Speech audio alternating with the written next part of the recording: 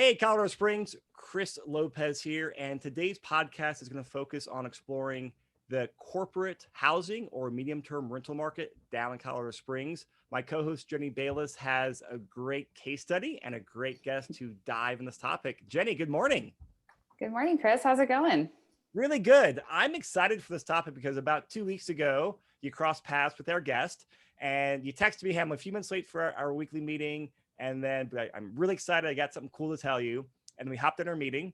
And then you're telling me about our guest you met and some numbers that she's seeing in her corporate rentals. So I am very excited to dive into this because I got a taste of it. And I want the details. Yeah, so we have Diana Tapia with us today. How are you doing, Diana? Absolutely wonderful. How are you, Jenny? I'm doing great. Thanks so much for coming on today. We're super excited to have you on, and we're just gonna just ask you a million questions and really just get to the heart of corporate rentals. Absolutely. Bring it on. What you got for me today? So yeah, would you mind telling us a little bit about yourself, your investment background, and then how you managed to pivot into this niche? Absolutely. So first I want to start a little bit about me. It's really, I love helping people. Actually, when I say people, it's investors make money. And because that's what I like to do. And so how I got into this to this little niche is I had a dream, and that dream was that I wanted to go live overseas for 2 years and not work and have some type of income that would support me doing my volunteer work and traveling South America. And so about 2016, and before that, but at 2016, I had a little fourplex up in North Colorado Springs, and I was doing VRBOs at the time, one of them, and it was very hard work, and it was not sustaining for my long-term goals. So then I started looking into other alternatives and thinking like there has to be a market for where there's long-term rentals and it offers kind of what the Airbnb home away from home experience was. And I used to work as a apartment manager back like 30 years ago, and there was a huge need for military housing before they went on housing. And so I kind of shopped around, and in 2016, that was still a huge need. And FYI, is still a huge need today. That problem has been solved.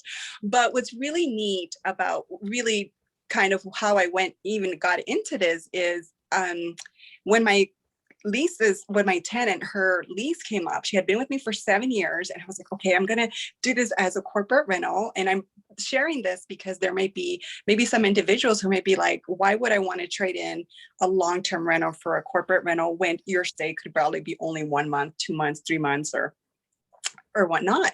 And so I was charging for a 2-bedroom, 1 bath, 750 square feet. I was charging $650. And I turned around and said, okay, I'm going to charge $1,600. And I hyperventilated and I almost died, but I gave her a 30 of non-renewal. And I got the renter in. I got the renter in. I found a military family that would pay me $1,600, and I was like, okay, I think I'm onto something. And so that is how long was the lease for when they paid us? Was that for a month, 2 months, 3 months? How long was it for? No, 3 months. 3 months. Wow. Okay. It was a 3-month stay, and that is how I got into corporate housing. And because with corporate housing, you do less work than you do with an Airbnb, and it's just those consistent returns. And so I was looking for something that I wouldn't have to work, even if I managed it from overseas, and still brought that income in on a consistent basis. So for our listeners, can you define and kind of give some pros and cons about what exactly is a short-term rental versus a medium-term rental, and just kind of like what it takes to perform on both? Like everyone knows what Airbnb is, but what is the definition of a medium or corporate term rental versus a short-term rental? So, and I just want to clarify this, with the short-term rental, are you talking about in corporate housing or like the Airbnb model? Just an Airbnb model. Like that's what you started, like that's everything 30 days or less, right? That's kind of the marker for it. Okay. Yes. And how much, like, I'm curious, when you're running that, how much work was that taking you to do the Airbnb out of your fourplex? So at the time I was doing check-ins every 2 to 3 days. So I was doing from 2 to 3 check-ins a week, and I was managing it myself. And there's more, what I noticed that there's more wear and tear with your property because you're having just gas check-in, gas check-out. And especially if you're doing the work, it is hard work. And I commend all Airbnb that are, managing their own properties, because that's hard work. So, but back to your question, is the difference between the medium-term rentals and those short-term rentals is that medium-term rentals minimum is a 30-day stay minimum. And it can go into, the average is 3 months.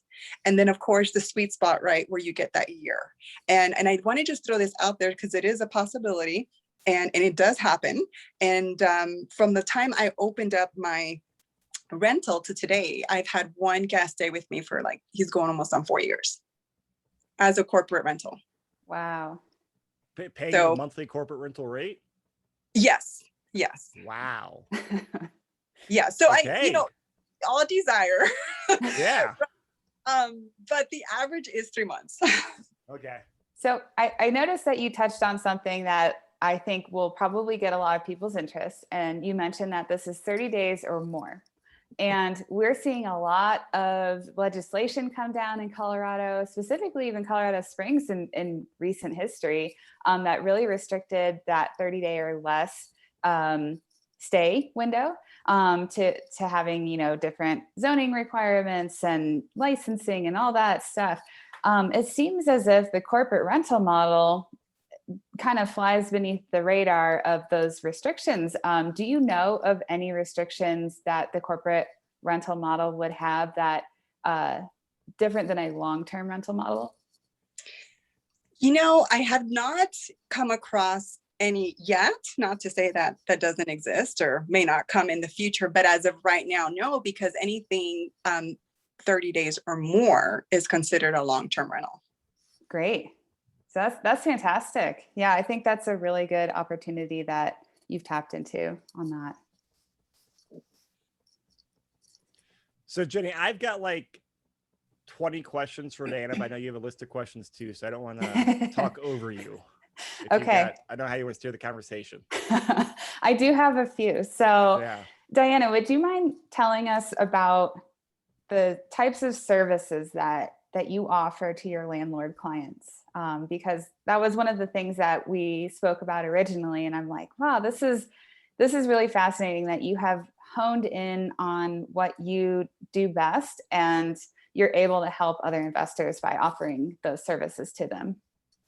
Absolutely. And I want to just share a little bit of my background, which I didn't introduce in the beginning because it applies now. And that's really the secret sauce to my success. And what I mean by that is that when I went and did my my corporate rental, I went and looked to see where can people find me, and where can I advertise my now corporate rental.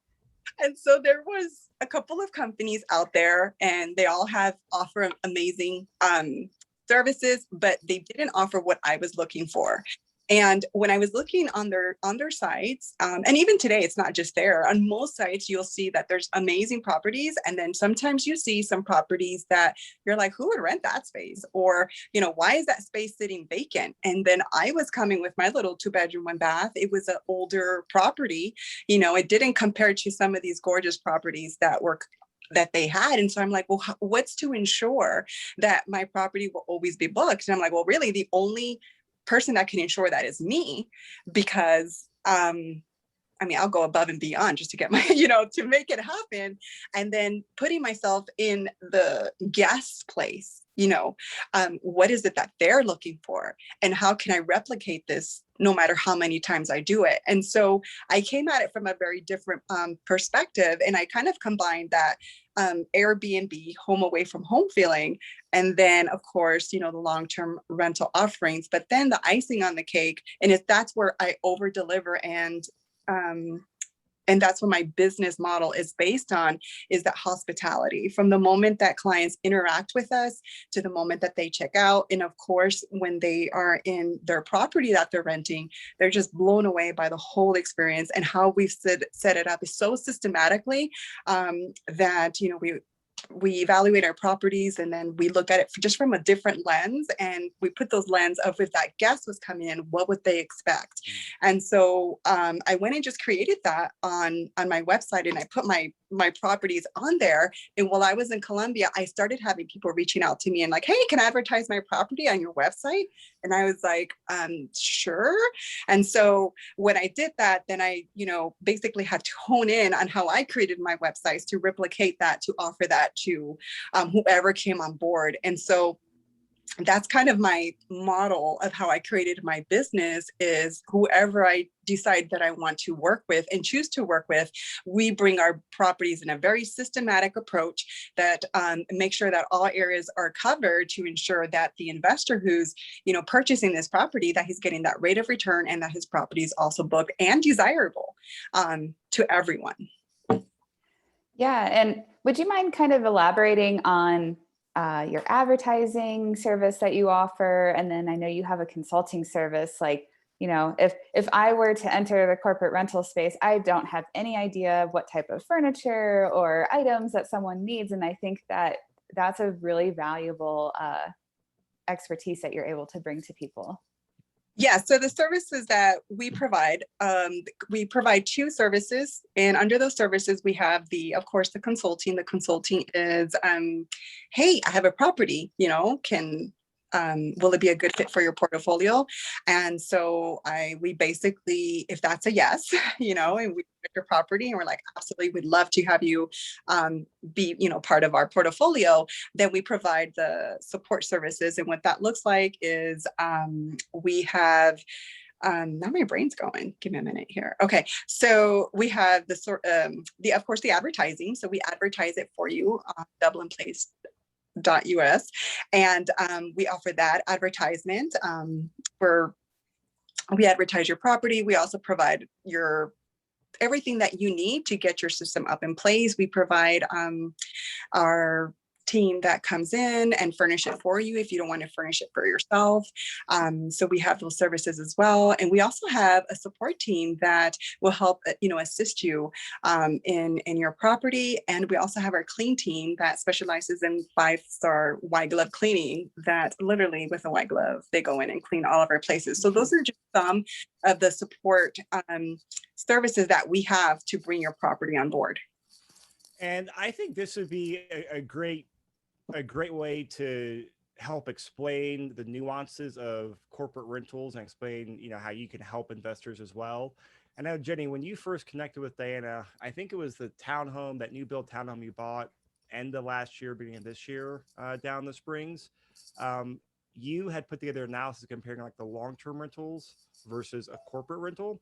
So I think it'd be fascinating to compare those, since you are in, like, you know, what, 5 or 6 months of a long-term rental, and you know those numbers, but you have options on the corporate rental. And then we can talk about, hey, what would it take if you're like, ooh, hey, these numbers look good enough and my tenant's moving out, let's hit the go button and transition over, and actually talk about the mechanics of it, because I'm super curious about what that looks like. I understand the concept of it, but when it comes to like the transition and all that setup stuff, I would love to kind of put in that type of context. Yeah, absolutely. Let's do it.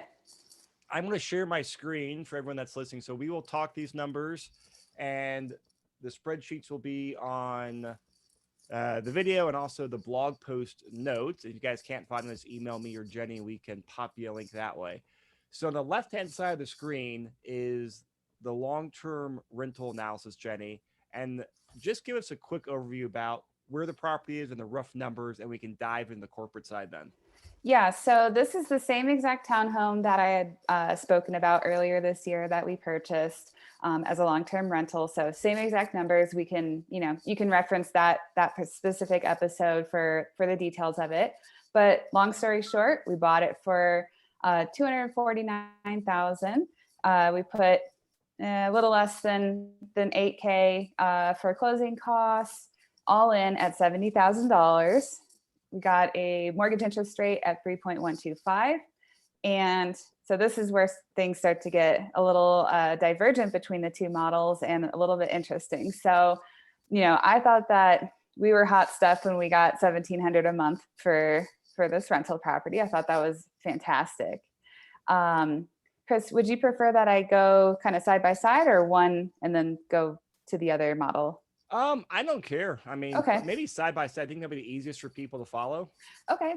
Yeah. So like if we back up a little bit, for the corporate rental piece of it, there is one additional upfront cost, and that's going to be, and I just categorized it as initial repair costs, but that's going to be your furniture costs. And Diana had spoken to me earlier, and it ranges between $13,000 and $16,000 for to furnish the property. So that is going to be an upfront cost that you'd have to consider. So on that end, oh, go ahead. This is where I really want to get like tactical, Dana. So this is the townhome Jenny has, typical townhome, that approximate $16,000. Like, what all type of furniture you buying? Is that like, can you give us the lay of the land? I was like, what all is going in the house? How, and like the quality of the furnishings as well. Yes. Oh, so okay. Okay. Yes, absolutely. So it really is everything that you need: linens, towels, definitely quality. You want your items to last for a long time. And so it includes everything that you possibly need. That includes actually a stager coming in and doing it for you, so you don't have to do it. That includes your pictures, and that includes even our services along the way that we provide to make sure that you have an executive rental by the time you are done. Okay, so if Jenny says, "Hey, Diana, go button, here's the contract. I approve this amount," or whatever it is. This is everything from like beds and dressers and TVs and couches to numerous sets of linens and dishes and silverware. And then plus you are kind of quarterbacking everything, or your company's quarterbacking everything and help get it all in place. Like, how much work is Jenny having to do as an investor? You know what? All she has to do is sign a paper and pay over. We'll take it over from there. And so what's really beautiful that you can even choose to do it yourself. And then that changes just a little bit how we do things, just because we are now working with you. And so that pace looks very different on bringing properties on board than when you actually just say, "Hey, listen, I'm going to let you take care of it."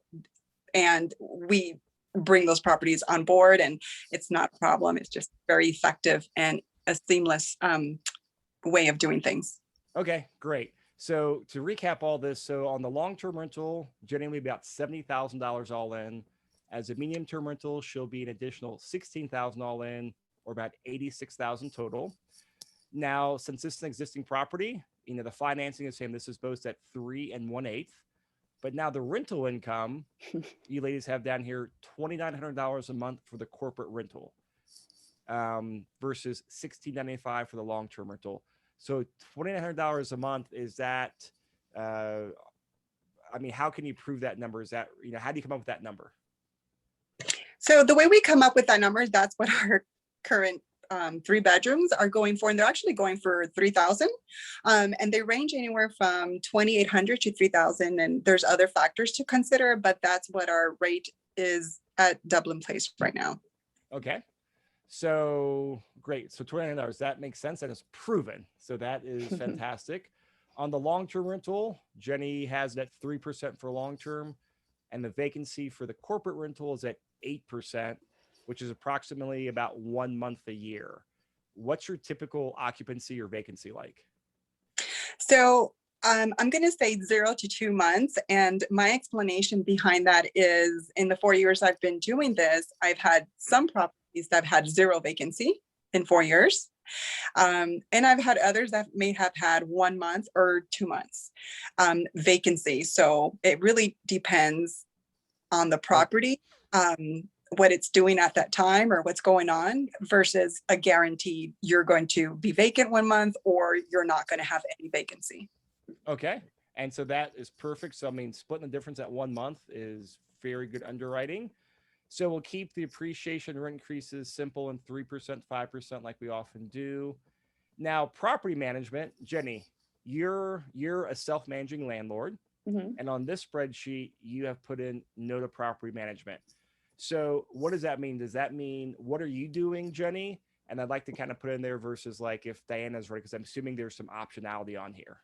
Yeah, so Diana and I had a really good conversation the other day regarding property management. And basically, she summarized to me the types of services that they offer, in that they do not touch financial and legal implications. They do not touch the money. They do not touch the leases. And correct me wrong if I'm wrong, Diana, but she said, we will not touch any of that stuff. And that's, the onus is on the landlord to do that. However, down at the bottom, I have the personal property assistant, and that's what her team offers. In addition, I also annualize their advertising costs as well within that figure. But that person is going to be the one who's really quarterbacking the hands-on aspect to running this business. Okay. And in that additional expenses, you have it at $432 for the year. Is that? For the month. Okay. So we need to annualize that. Yeah, then, right? thank you. All right. So if I just take this and multiply it 12, will that get us there? Yeah. All right.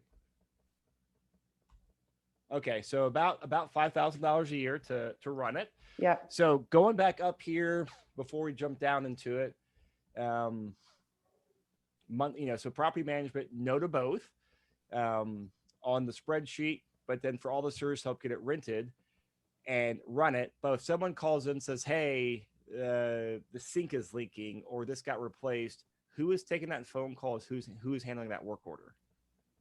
Is that Jenny or is that your company, Diana?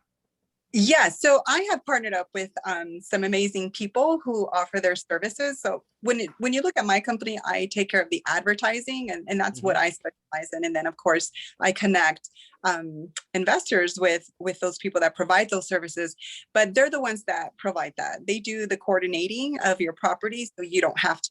So when it comes to, like you said, the leaky toilet or the check-in, check-outs, or replacing items that are needed along the way, and ensuring that that guest doesn't, whatever issue may come up may be addressed, that's coordinated, and that's additional support. If you need it, you can choose to do it yourself, or you can hire one of our professionals. Okay.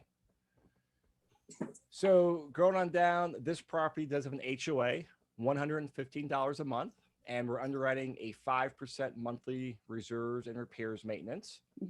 Taxes are $1,200. That's the same across the both. Insurance is $700 both. So Diana, if Jenny switches from long-term to corporate, does she need a different type of insurance policy? That's a good question. A lot of insurance policies nowadays have a coverage on there for this type of rental, just because it seems to be more of the norm than before. However, I do highly recommend that for anyone that's choosing to do this, to consider their options and what their company covers. Because there are companies that specifically just specialize in corporate rentals. And there are also your current insurance carrier that will add that clause in there and cover any rental loss income, anything that may come up. And so it's really the homework of the investor to call in contact and see if their current coverage that they were considering or have covers those incidentals. Yeah, absolutely. So always as a disclaimer in there, talk to your property insurance agent. But generally speaking, you're not seeing like a huge difference in property insurance costs, but when people switch to medium-term rental, about the same or a couple dollars difference. Is that Absolutely. a fair ballpark? Yes, I'm going to say, and you know what, I don't really know what the average is, but it's not a big significant. I mean, when you look at the income that you're bringing in for your property, it covers if there is. Okay. Perfect. And then Jenny, you have $160 down here for water and sewer. Yeah, let's annualize that. I was gonna say, quick. there's no way water's that cheap down there, right? So I tried to lump everything in. So that's 160 for all utilities combined. Okay, so just under $2,000 a year for gas, electric, water, sewer, and then then 65 annualized for internet. okay, and then internet on top of that, we'll analyze that. All right, so about $800 a year for internet, and of course, all these other expenses on the long-term rental are not paid, or not paid by the landlord, but paid by the tenant. If I can finish my thought there. So switching over to the cash flow tab, and before I do, before we like reveal the curtain, is there anything you want to point out, Jenny, before I jump the gun? I don't think so. All right, we'll have a virtual drum roll here because I'm really curious to see these numbers. So we won't switch over to medium-term rental first. We'll have some suspense, a little bit of suspense here. So for the long-term rental, with all those numbers we talked about, after take rental minus vacancy, minus expenses, minus mortgage payments, we're at about $5,800 a year in cash flow before taxes. So still a pretty darn good number. Yeah. Now on the corporate rental side, we are seeing about almost $10,000 a year, about $9,500. So almost twice the amount. Yeah. So almost double the cash flow. It's wild, right? Yeah, it's very wild. Because I thought we were doing quite well with this townhome. And then when I was introduced to this concept, I'm like, wow, that's amazing to think that you could just optimize and extract that much more cash flow on the same exact property. Yeah. All right. Now, appreciation, debt pay down, tax benefits, all that stays the same because no matter how the property is, maintained, whether Jenny lives there or her long-term tenant or her and Diana medium-term rental it out, it appreciates the same. The mortgage payment's the same and the tax benefits are the same. Well, not if Jenny lives there, but the tax benefits are the same for the rentals because it's a business asset. So when you see these numbers, Jenny, what is your reaction as an investor and also as a former CPA? Man, it's just, my initial thought is I'm doing it wrong. That's probably the best way to summarize it.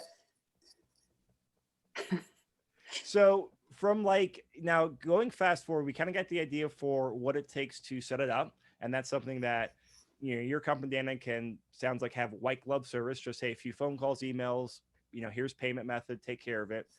Now, over a year or, over a year to a couple years time frame, what would Jenny's involvement be on managing and running the property? Oh, so her involvement would be, we have a portal that clients use to make their reservations. And so everything is automated. And so I think for her, it'd be making sure that that deposit was refunded when the gas checked out and then paying the bills for anything that may come up. So so Jenny will be managing some basic financials of the refunding deposits back to the guest? Correct. Okay. And that's something I'm assuming that as your team checks the property, say, hey, everything's good. Or how does she know to refund it or to keep it? Yeah. So when our cleaners come in, we have a checklist. And so as we clean it, we submit hey, by the way, just want to know this is missing or this needs to be replaced, or we provide that information to her. And so when she has that information, we turn over fairly quickly. She have it within days of that guest checking out. And then she would just proceed to, make any deductions if needed or refund the whole deposit as needed. Okay. So, if the average tenant stay is 3 months or right around there, if you're having to manage deposit returns 3 or 4 or 5 times a year, Jenny, I could do that to make an extra $4,000, $5,000 a year. Yeah, I think I could manage to squeeze that one out too. Still a pretty good hourly rate there on that Yeah. difference for you. Okay, so beyond that, are there any other significant time commitments that Jenny or similar investor would need to be considerate of or aware of? Time commitments, and can you clarify as in if they're managing it themselves, or not sure if I'm clearing the question? I'll let you in this scenario that Jenny has, where she has, she's paying you to help, advertise her property and run as a medium-term rental, but she doesn't have a property manager. She's self-managing it because that is what, Jenny's a big self-manager. what are all just the things that she needs to expect as an investor looking to do this? Because all of our investors, I'll reword this question too, because a lot of our investors, they are looking for that kind of sweet spot of, hey, I'm willing to do a little bit more work to make more income, but I want to do a whole bunch of work like a short-term rental for a little bit more income. So I'm asking more from that peace of mind of like, hey, how much extra time will Jenny be putting into this property to see if the juice is worth the squeeze? Man, that is such a good question.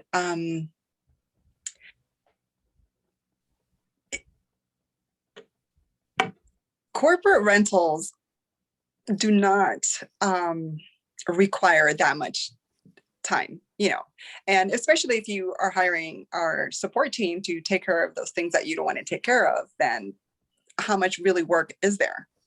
Okay. So, you're having people stay in your property 3 months, 6 months, 8 months, and other than maintenance issues that would actually come up even in a long-term rental, and you would probably take care of that. Is there a difference? There really isn't much of a difference. So would you guys invoice me, like if a faucet was leaking and a personal property assistant went over and sent over a plumber, they took care of the issue. Would you guys then invoice me, or would I have to somehow coordinate with that plumber that went over, or how would that work? Yeah, so you would get a friendly invoice in your email box from the contract. Okay, so you guys would arrange the contact between myself and that contractor.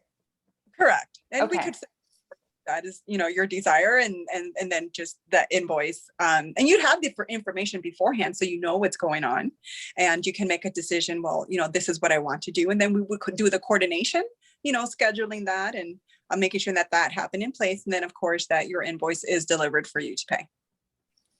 Okay, cool. Yeah, so this sounds, really great, because it doesn't sound like it's going to be much more work, if any more work, than just doing managing a normal long-term rental. It actually seems like less work in a way, because one of the things that I dislike most about managing my own rentals is making that phone call and following up with the particular tradesperson. So if someone else is doing that on my behalf and all I need to do is write the check, that's way easier to me, in my opinion. Oh yeah, good point. Okay, so this is looking really, really attractive. All right, so we got about 10 minutes left on this podcast, and I know I kind of took us down the spreadsheet route. And Jenny, what other questions or topics do you want to cover?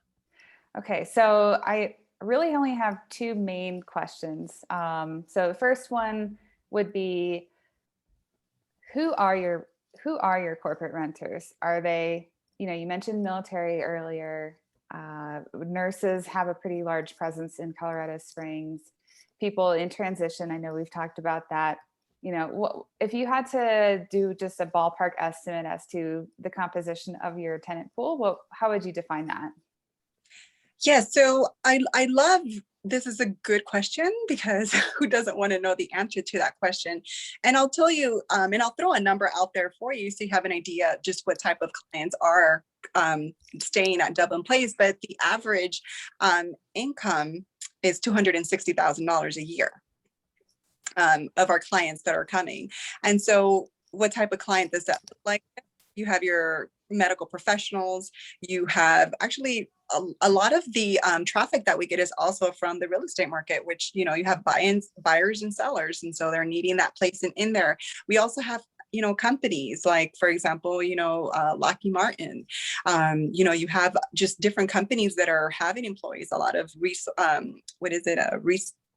and development, research and development companies as well coming. So the question is, who doesn't need corporate housing like these days? And so we have an array of clients that come to us. But if you look at the numbers, the average is about $260,000 a year that they're bringing in. So it's a good high-end quality client that we're attracting. Great. And then my last question, and then I'll turn it over to Chris for his questions. But what makes the best type of corporate rental in terms of if there's a particular part of town, if there's a particular type of property, condo, townhome, single family, something with a yard, like what would you describe as basically the ideal model for an optimal corporate rental? Okay, so I'm a little bit biased on it because that's how I started. But you know, I'm going to say that the sweet spot for anyone out there considering this, any investor consider this, the formula that I like to base my number is, because it's a good rate of return, is the smaller the square footage, the more money you will make, right? Because, I'll use an example. I have a 2-bedroom, 1-bath, 750 square feet condo, and then I have a anyways, a 2-bedroom, maybe about 1,500 square foot. Okay. One's 27. But if you divide the square footage by how much you're bringing in, the numbers will blow you away. So I personally, I think my biggest property on my website's maybe 1,600, maybe max. I really try to stay away from just big homes, just because I'm always thinking of that ROI, that rate of return. And so, you know, it's less to furnish, it's less space to fill, less everything. And so if it's a lot of less of here, that means it's a lot of more for you on the other side. And so I love townhomes. The townhomes, I think, are the sweet spot between an apartment and then a home. Mm-hmm. And so I think townhomes, they do really well. North End, I mean, the majority, I'm starting to branch out into other areas, but I would say maybe 90% of my properties are located in the North End of Springs. And I will say that downtown is definitely hot too. So, but you know, North End is what I've seen, and definitely townhomes. And then, like, again, the smaller the square footage. I mean, you don't want to offer like a little tuna either, you know, because people do come, if they're staying long-term, they do want that space. They do want that home away from home feeling. But I would say townhomes, I think, are a great deal. Makes sense. So I've got all my questions answered. Dana, what's a great way for people to learn more about you and contact you if they want to learn more about your services? Yes, it's very easy. You can reach out to me at dublinplace.us. That's my website. You'll see my friendly face there, and there's a little contact button. If you just submit your information, I will be personally reach out to you and connect with you. Great. So we'll put that in the show notes on there. And then, yeah, for our listeners out there, you know, as everyone knows, you know, the market is staying really, really strong. Cap rates and numbers are all getting compressed. So we are actually looking for other ways to just increase cash flow, make the properties better performing. And this corporate term rental is a great model to look at. So if you have any desire to go out there and start investing in these properties, please reach out to Jenny. You know, if you're down in the Springs, she can help you find the property and quarterback all the services with Diana as well. Hopefully get the whole team in place to do it. But we'd love to help you find a property, and I'm sure Diana would love to help you rent it out successfully as well. So Jenny, Diana, thank you ladies for joining us today.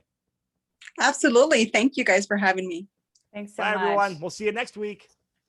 Ciao.